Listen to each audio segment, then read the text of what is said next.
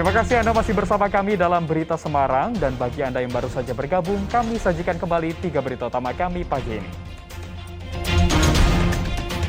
Penyeragaman harga semua jenis minyak goreng resmi berlaku 1 Februari 2022 di seluruh wilayah termasuk Jawa Tengah. Belasan santriwati di Jepara terpapar COVID-19.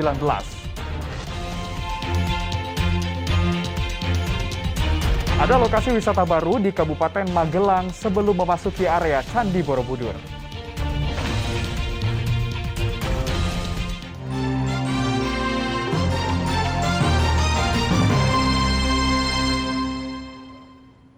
Salah satu pesantren di Jepara menjadi klaster penyebaran COVID-19. Belasan santriwati terpapar COVID-19 dan segera menjalani karantina. 19 santriwati salah satu pesantren di Kecamatan Bangsri, Kabupaten Jepara terpapar COVID-19. Mereka dievakuasi tim Satgas Penanganan COVID-19 Jepara menuju Balai Latihan Kerja Pencagan. Untuk menjalani isolasi secara terpusat, sebelum masuk ruang karantina mereka disemprot cairan disinfektan serta wajib cek ulang kesehatan.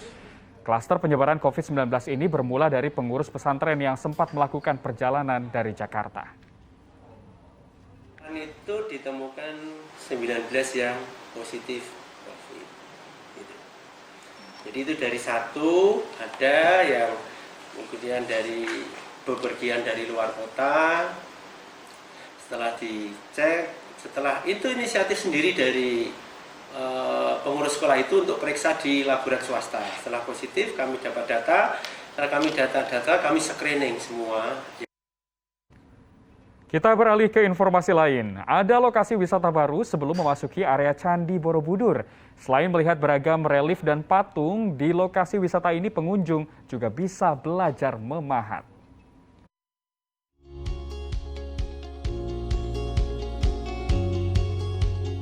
Inilah tempat wisata baru sebelum pengunjung memasuki kawasan wisata Candi Borobudur di Kabupaten Magelang.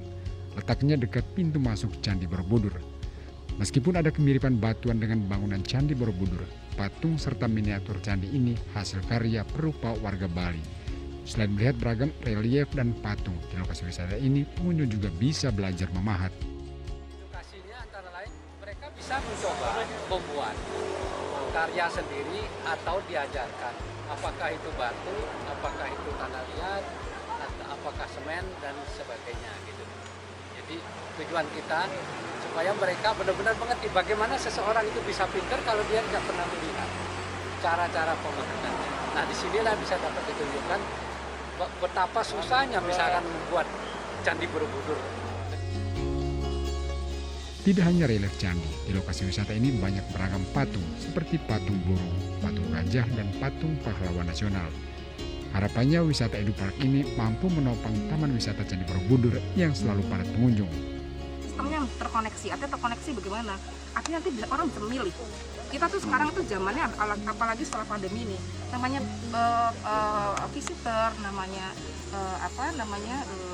turis, itu tentu yang paling penting karena diberikan kebebasan. Orang pengen ada fleksibilitas milihnya gitu. Jadi nah inilah sebenarnya PR dari semua pelaku wisata untuk memberikan paket-paket terbaik gitu. Tidak menyangka saya baru pertama kali ini masuk, di luar itu karena di dalam ini sangat luas dan banyak relief Candi Borobudur yang ada di sini. Jadi mirip sekali, banyak sekali. Kalau saya bagusnya lihat ada yang menggambarkan yang di Angkor Wat, yaitu itu kemudian ya tentunya Candi Borobudur lah.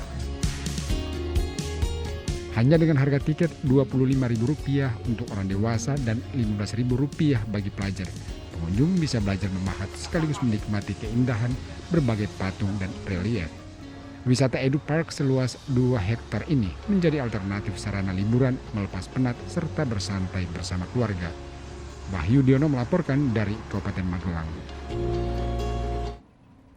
Petugas pemadam kebakaran di Klaten menyelamatkan seekor kucing yang tercebur ke sumur. Penyelamatan ini butuh waktu 1 jam dengan teknik vertical rescue. Petugas pemadam kebakaran Klaten bersiap menyelamatkan seekor kucing yang tercebur ke sumur. menggunakan peralatan lengkap. Awalnya ada laporan warga setempat yang mendengar suara kucing dari dalam sumur. Penyelamatan kucing menggunakan teknik vertical rescue membutuhkan waktu 1 jam dengan kedalaman sumur 15 meter. Bahkan petugas harus memakai alat bantu pernapasan. Kucing liar, antisipasi kalau kucing itu masuk ke sumur tidak kita evakuasi ya airnya itu bisa membahayakan manusianya yang menggunakan air bersih. Kucing pun berhasil dievakuasi dalam kondisi hidup. Krisna Agung laporkan dari Kabupaten Klaten.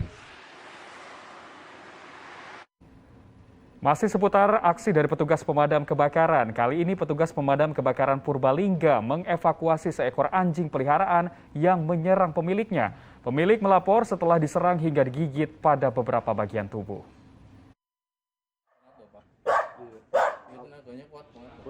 Anjing peliharaan warga di Kandang Gampang, Kabupaten Purbalingga tidak henti menggonggong saat petugas pemadam kebakaran hendak menangkapnya.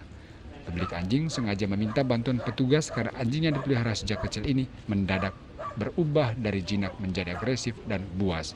Bahkan sang majikan sering diserang serta digigit pada beberapa bagian tubuh. Saya menghalangi tikusnya karena dia ngejar-ngejar tikusnya biar dia nggak gigit tikusnya. Saya halangin tapi dianya marah. Karena marah dia gigit saya. Sudah dirawat dari bayi, dari kecil. Cuman entah kenapa dianya marah, jadi saya khawatir. Petugas pemadam kebakaran butuh waktu cukup lama menjinakkan anjing galak ini karena terus memberikan perlawanan. Sekarang damkar itu pemadam kebakaran penyelamatan, kami langsung mendatangi kediamannya Pak Thomas, Pak Thomas, untuk mengevakuasi seekor anjing karena sudah menggigit Pak Thomas. Rencananya petugas membawa anjing galak ini ke tempat penyayang binatang agar mendapat pelatihan dan perawatan sehingga kembali jinak. Mardianto melaporkan dari Kabupaten Purbalingga.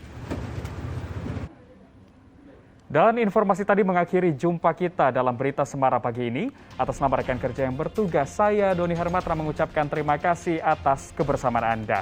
Tetap patuhi protokol kesehatan karena pandemi COVID-19 belum usai. Selamat pagi, selamat beraktivitas, dan sampai jumpa.